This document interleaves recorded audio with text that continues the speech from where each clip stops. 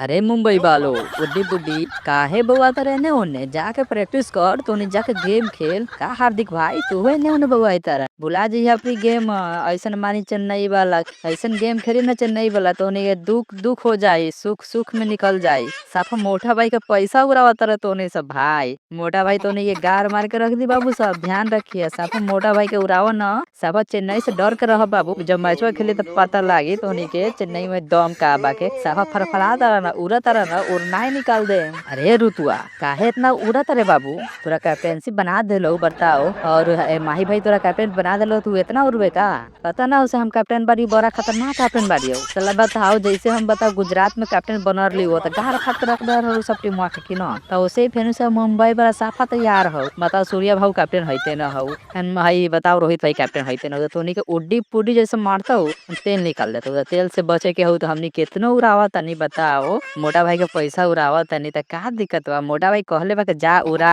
मगर हार्दिक इतना बात ध्यान रखियो से मैच में जीते के बाद ट्रॉफी ले आके बाद साफर मोटा भाई के लाज रखे के बा के नक्की बार एमआई के ट्रॉफी फेरू से जितावे के बा रोहित भाई के विदाई देवे के बा के ये हार्दिक हमनियो के विदाई लेवे के बा बाबू हमनियो हमरो और माहियो भाई के विदाई लेवे के बा त का सोचा तारे साला हमनी चुप रहब हमहू हई साला बताऊं वही के खेल खेलल पता बा ना हम मेहरारू बा के पॉलिटिक्स में एंड ओकरो रणनीति हम पते बा के एंड हमरा रणनीति तोरा पते बा गेम प्लान का होला साला 10 रन मारे के रहल तोनी के बताओ याद बा के कि ना कैसे हमनी मैचो जीता रहनी है बताओ हार गेल के बताओ साला 10 रन मार देनी दो बॉल में बुलाता रे का अब की बार बताओ ई चैंपियन ट्रॉफी होला का चौका मारे कौन जीतेला का तो बताओ ई सब याद रख बाबू सर जड्डू भैया केने बागे हैन गॉन फिल्डन केने बागे तो भूल मत ई सब हमनियो के विदाई लेवे का माहियो भाई के विदाई लेवे का हमनियो रिटायरमेंट लेवे करम का रोहित भैया के थोड़ी ना खाली हक विदाई लेवे के आन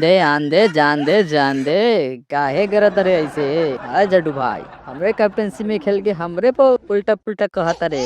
ऐसे मत बोल न तो मारम ऐसन तो चल जावे भैसन में तो मतलब कि ऐसन नहीं कर उतना तोरा समझदारी नहीं के कहा से हमरे कैप्टनसी में खेल के हैं हमरे पर लगत रे तू ये से पी करे तो पी पा मत कर तो सोच थोड़ा दिमाग से रोहित भाई के पावर का होला कैसे गेम पलट देवला 4-5 ओवर में 4-5 ओवर में साला 70 रन जब हम आईपीएल में ठोक देम ना तो नहीं के चेन्नई वाला के ओए पोए हो जाए तो इतना ना सोच से हम कहाँ गेम खेलम ना खेलम उतना मत सोच अब की बार साला एक और ट्रॉफी जीत के सोचा था नहीं अब धीरे धीरे करके अब संन्यास ले लेम अब कितना खेलम अब धीरे धीरे मन उब गए साला कितना ट्रॉफी जीतम। अरे रोहित तू भूला तारे का हमरे कैप्टेंसी में खेलने बारे मैच बहु ध्यान रखिए हम यूं है झारखंडी कर देम पूरा संडी पूरा मार के बना देम बंडी हम खेलते रह जावे कंडी तो मतलब कि तू समझ बहु गुल्ली डंडा के गेम थोड़ी ना भाई हमो 12 मैच जीते नहीं अपन टीम के लिए साफा कैप्टेंसी तू जानबे करो तारे कूल माइंड धोनी माइंड सारा 4 सेकंड 5 सेकंड लाई ग्राउंड पाविल का गारे फट डाले और लोग सके और पता बता नहीं खिलाड़ियों से गारे फट जाये इतना ना शोरगुल होई साला कान बंद करे के पड़ जाए धोनी के पावर तो तोरा पते बा तू तो पते बा के माही भाई के पावर का होला तो इतना ना और बाबू सोचा तनी एगो ट्रॉफी